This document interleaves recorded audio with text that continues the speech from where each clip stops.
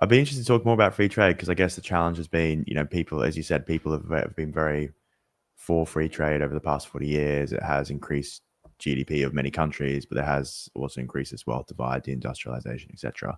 And I guess a lot of people would say that maybe it's the fact that it wasn't true free trade because China was, basically engineered its own economy.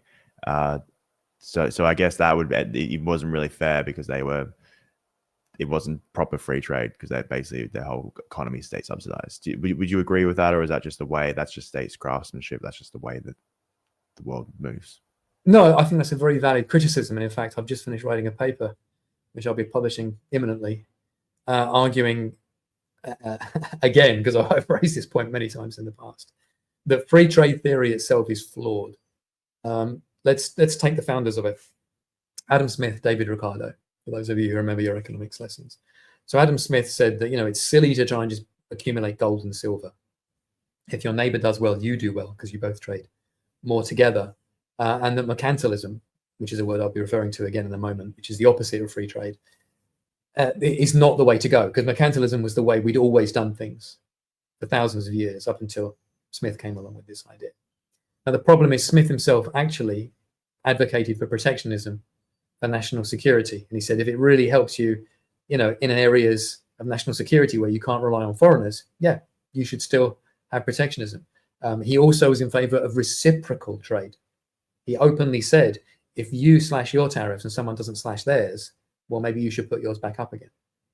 So people don't like to report that about him, but he did argue those completely.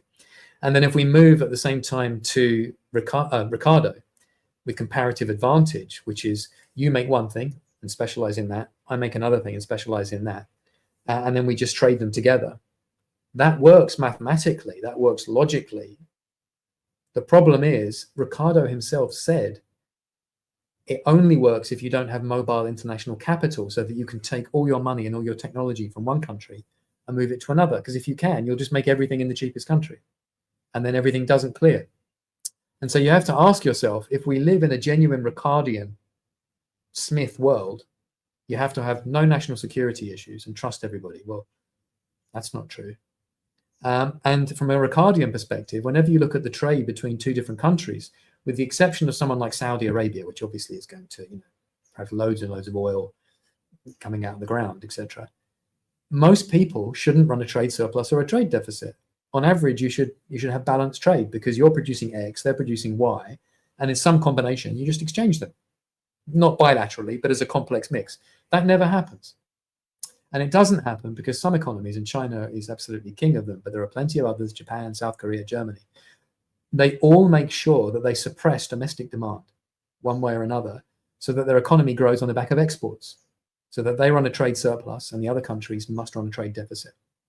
And that's mercantilism in various different forms. It's statecraft as well, in many cases, in China's case in particular, because they have a vision of what they want to do, which is to control supply chains, control industries, so that if you want to buy that product, you can only buy it from China. Power comes with that.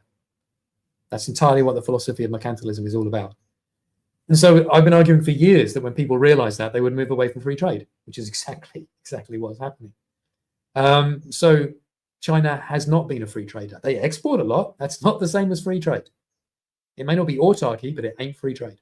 And so the only response to that is to also move away from free trade. You cannot beat a mercantilist by saying, oh, I'll buy more. That doesn't work. It's like saying, I'll fight a war with pacifism. That also doesn't work out too well for you. Hence, we are where we are today.